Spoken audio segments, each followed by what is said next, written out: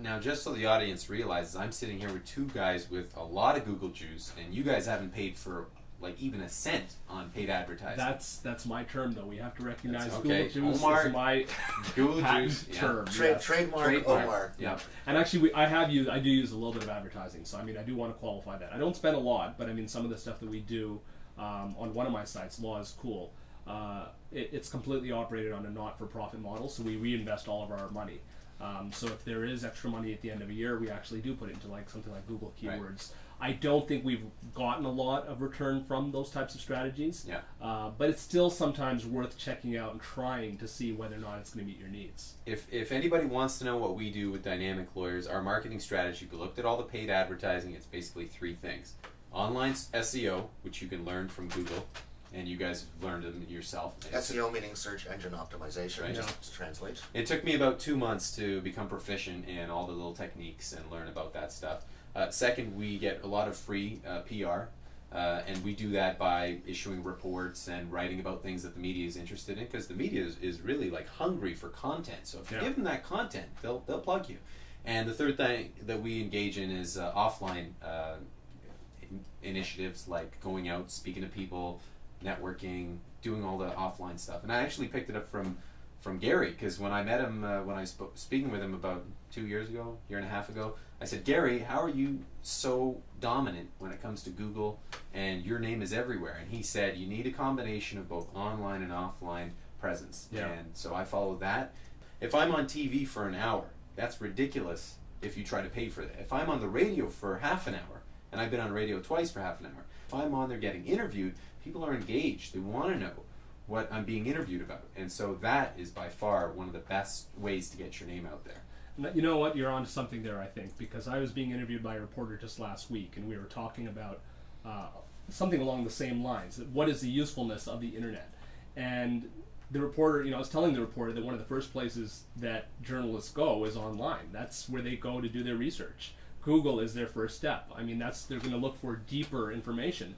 But if they're looking for an expert in a subject area, search engine optimization is going to come in very, very handy. And of course, this journalist did agree with me, because that's how they came across my name. Because we really come from three different places.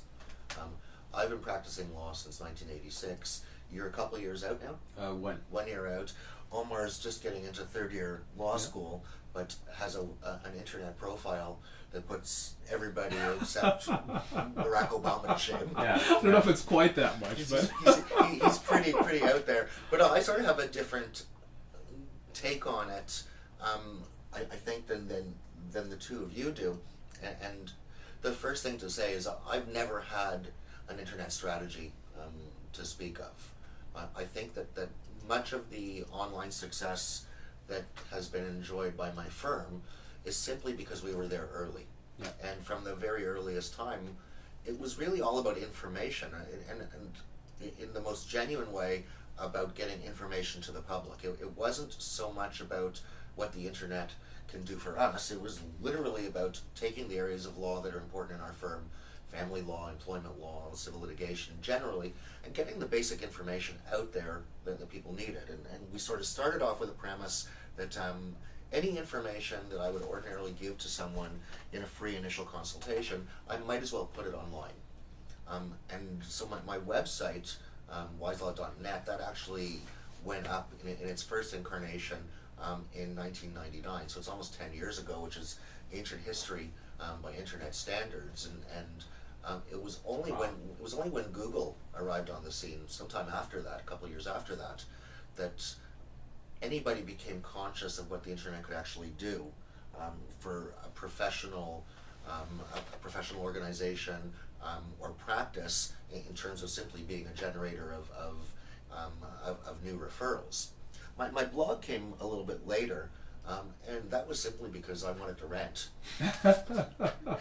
I had been reading blogs. I enjoyed quite a few of them, and this in particular, the first election where George Bush became president. That election is when the blog world really began to mature and develop a place. So that's going back 8-9 years now. Especially for political commentary. Yeah. Now, Garry, aren't you afraid of putting those kinds of politically charged views out there? Like, you're going to be attacked aren't you afraid of that, backlash once you put yourself out there? I'm sure a lot of lawyers are probably thinking that. They don't want to, expose too much of themselves, otherwise there could be negative press. No, I don't feel that way. I really don't feel that way, and when it comes to the issues relating to the Bush administration that I have devoted a lot of attention to, anybody who wants to debate me, come and get it. Torture is contrary to everything I believe in.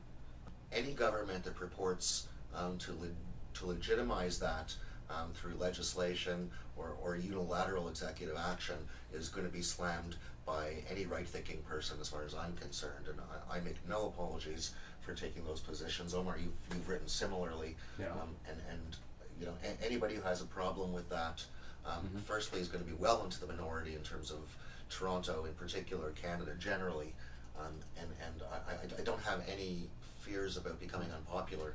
Have you ever become unpopular? Yes. So why don't you share? I don't think you want to go there now. Shall we say Mark Steyn? Let's not go there. Yeah. So you're okay going exposing yourself on the internet, but not no, on the video. I've got to tell you, the one thing that got me in trouble about Mark Steyn is while I disagreed with his views about the human rights tribunals and freedom of speech, and attracted the very nasty ire of many of his devotees, many of whom can neither write nor spell, I should add. Wow.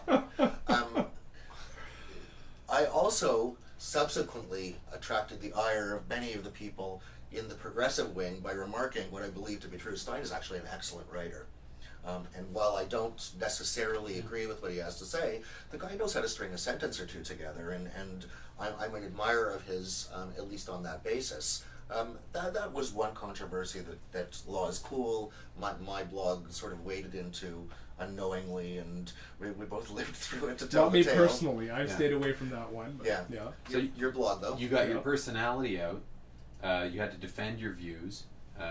You became more popular in the process. And it was all inadvertent. You had no strategic intention whatsoever. None whatsoever. And I mean, that all started. At that point, I guess I didn't really know what the conservative blogosphere in the U.S. was really all about. And upon reading a very brief comment on the Volokh conspiracy, which is a major American law blog, that said something, I'm paraphrasing it, but it really wasn't more than a sentence or two, that there is no protection for human rights and freedom of speech in Canada. Look at what they're doing to Mark Steyn. So I simply wrote a brief blog at first without having any idea what I was getting into, pointing out the Charter of Rights and the applicable sections, and that's when the name calling started. and it sort of carried on for quite some time, and what was it? The Goatee Dweeb? Is that what the you were Goatee Dweeb? Yeah, was one of the names, the more printable names that I was called. But in the process of it, frankly, I developed my chops on this area of law. I wasn't pretending to be an expert at that point in freedom of speech and human rights legislation. But as a result of getting into this, if you're going to enter the fray, you better know what you're talking about. And so I did do my research, both in terms of Canada and the States. And what, of course, we found is that in both jurisdictions, the governments and various tribunals are not disinclined to step in and tell people they've crossed various lines in terms of what they can and cannot say. And Canada and the U.S. are not dramatically different.